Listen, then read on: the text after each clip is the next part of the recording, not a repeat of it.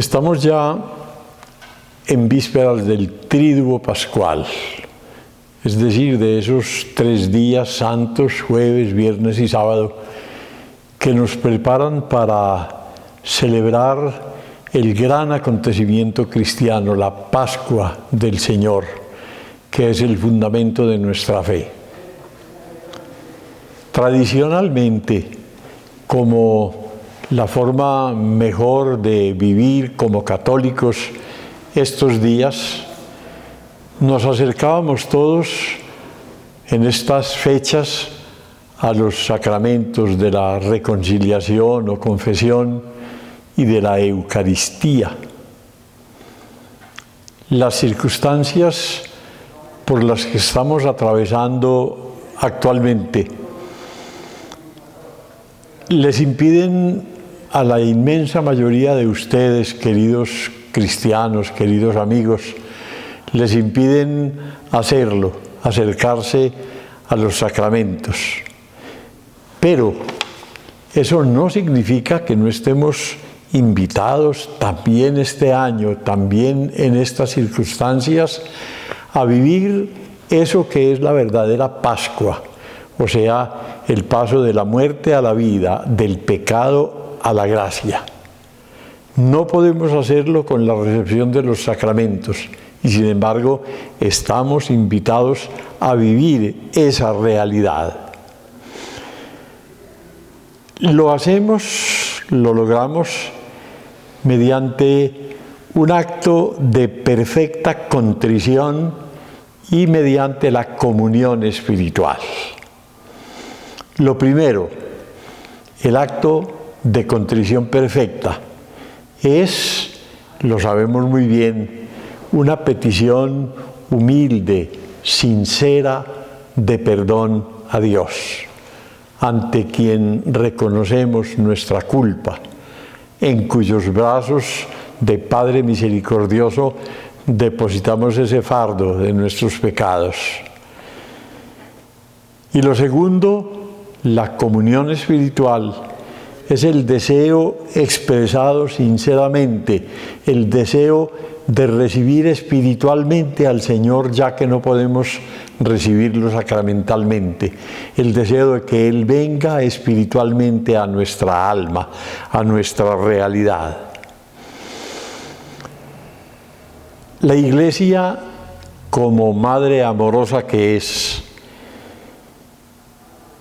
en nombre de Dios, nos enseña que cuando, como ahora, estamos impedidos de acercarnos a la confesión o a la Eucaristía, el acto de contrición perfecta, que incluye, por supuesto, es muy importante que no perdamos de vista esto, incluye el propósito sincero de confesarme apenas ya se den las posibilidades de hacerlo. También nos perdona los pecados,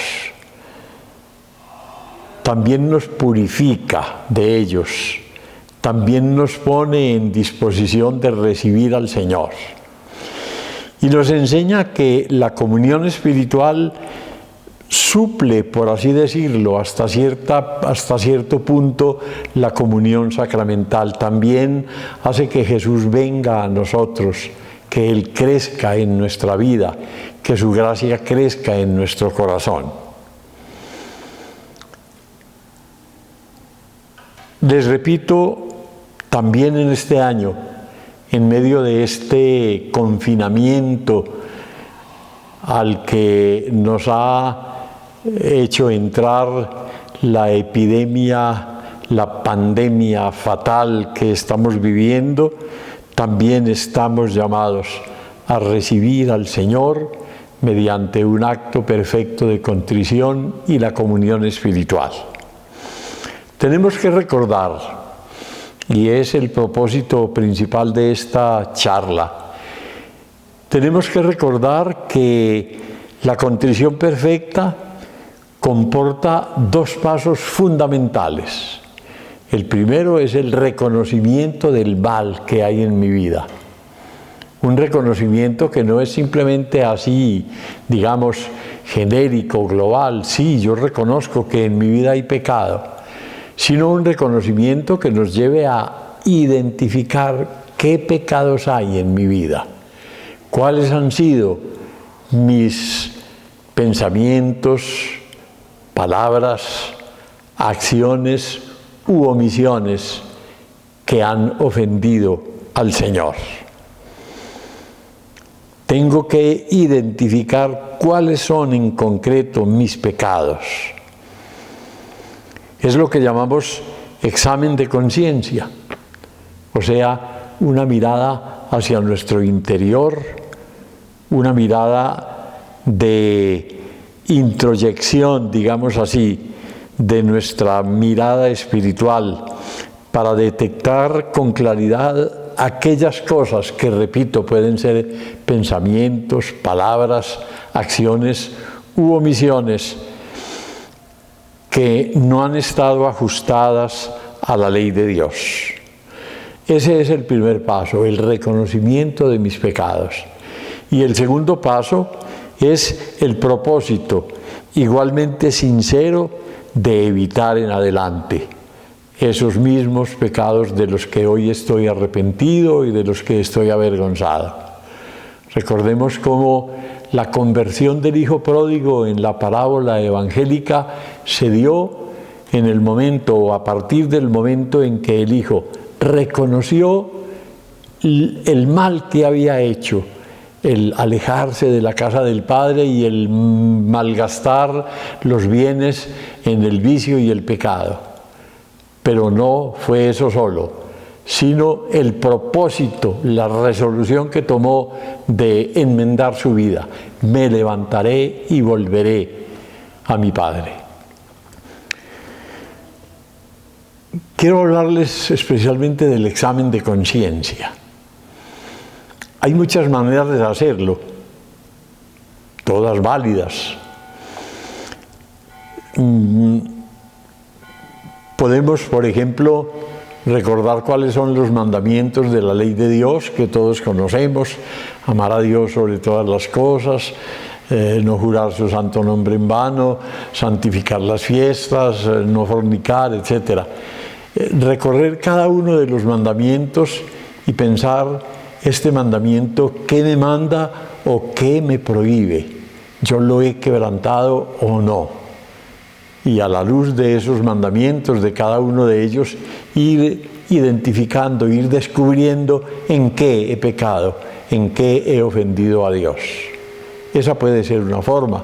Otra forma puede ser simplemente, sobre todo si yo me confieso con alguna regularidad, pensar desde mi última confesión cuál ha sido mi vida, dónde he estado, qué he hecho, cómo han transcurrido mis jornadas, mis semanas, y en ellas qué ha sucedido, qué he hecho o qué he dejado de hacer que haya ofendido a nuestro Señor.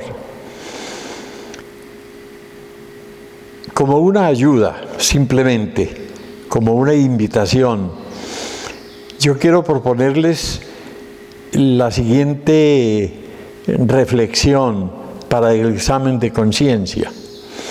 Sabemos muy bien que Jesús afirmó categóricamente que toda la ley estaba resumida, condensada en dos mandamientos, que en el fondo son uno solo: amar a Dios sobre todas las cosas y amar al prójimo como a nosotros mismos. Jesús dijo: en estos dos mandamientos están toda la ley y los profetas. Todo pecado en realidad es contra Dios, no solo aquellos que van directamente, explícitamente contra Él, como una blasfemia contra Dios o un sacrilegio, la profanación de un objeto sagrado. Son pecados que son directamente contra Dios, pero también son contra Dios los pecados que cometemos contra el prójimo, porque cuando ofendemos a un prójimo, ofendemos a Dios, que nos manda amar al prójimo. En relación con lo primero, con el amor a Dios sobre todas las cosas? Podemos preguntarnos, y yo los invito a que cada uno de nosotros lo haga en estos días. Yo realmente amo a Dios sobre todas las cosas, es decir, Dios es importante para mí. Dios es alguien con quien yo cuento. Dios es alguien a quien yo siento presente en mi vida. Dios es alguien no ausente totalmente, sino alguien presente en mi diario vivir. Dios es más importante para mí que las cosas, que el dinero, que los afectos humanos, que el trabajo, que mis éxitos personales. Dios es más importante. Dios es el único absoluto en mi vida. Me acuerdo de Dios a lo largo de mis jornadas, a lo largo de mis días. Pienso en Él. Tengo durante mi jornada diaria algún momento siquiera para orar, para ofrecerle a Dios lo que estoy haciendo, o para pedirle su ayuda, o para darle gracias. O tal vez, aunque digo creer en Dios, vivo como si Él no existiera. He cumplido con mi deber cristiano de participar en la misa dominical si no tengo un impedimento que no me permita hacerlo. Me he acercado a los sacramentos. He negado tal vez alguna verdad de fe, alguna de las verdades reveladas por Dios y que me enseña la Iglesia como verdades de fe. He negado algún dogma. He blasfemado contra Dios, he dudado de Él o he injuriado su nombre. He recibido sacrílegamente, sin estar en las disposiciones necesarias, la Sagrada Comunión u otro sacramento. He hecho, por ejemplo, alguna confesión mala, ocultando conscientemente un pecado grave o mintiendo en la confesión. He jurado en falso, he tomado a Dios como testigo de algo que no era verdad. He dejado de cumplir mis deberes cristianos por respeto humano, por miedo al que dirán.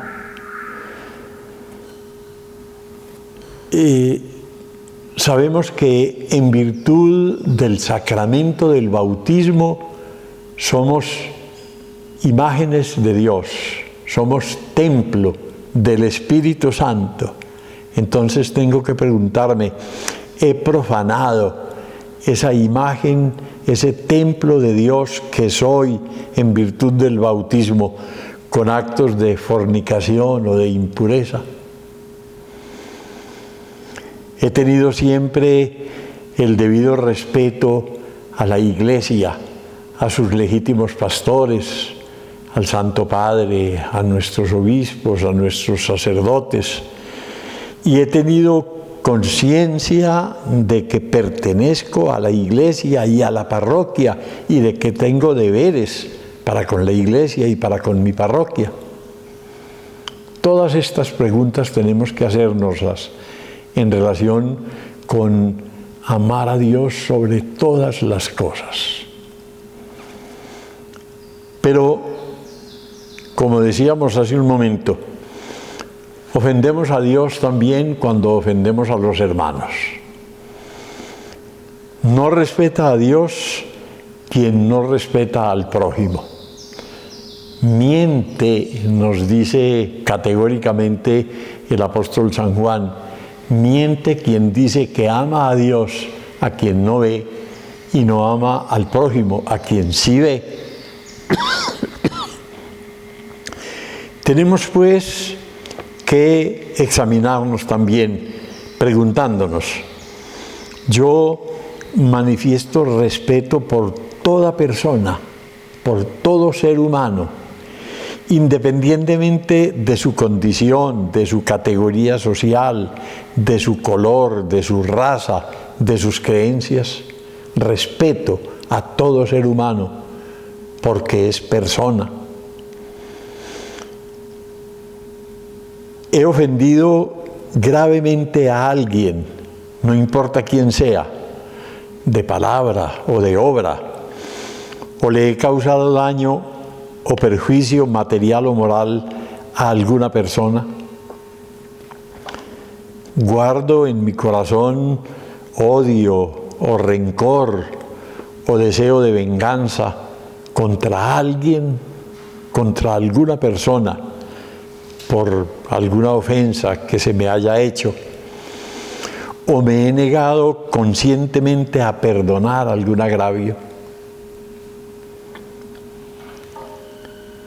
He sido injusto, he cometido injusticias, por ejemplo, no pagando lo que debo, o no reconociendo a un trabajador el salario justo que debo reconocerle, o engañando o haciendo trampa o fraude en algún negocio, o tomando para mí lo que era ajeno,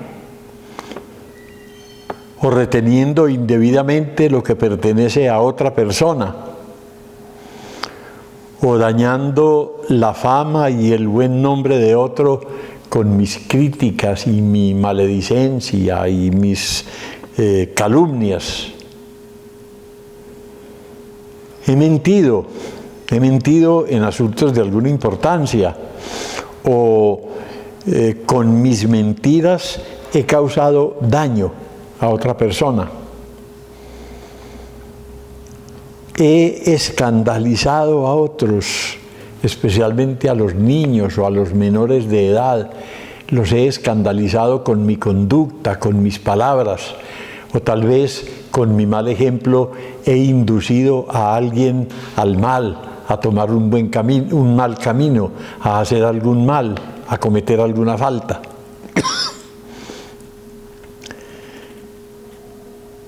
He respetado a la autoridad legítima, sea civil o eclesiástica, y he acatado, he obedecido a las disposiciones dictadas por la autoridad legítima en busca del bien común.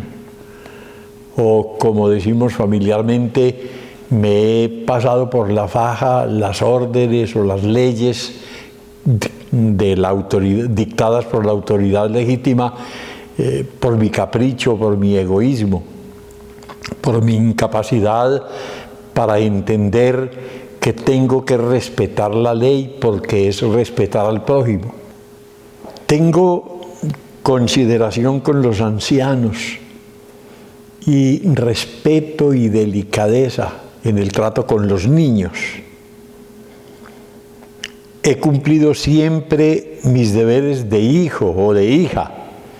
Cuido de mis padres. Hago por ellos todo aquello a lo que estoy obligado.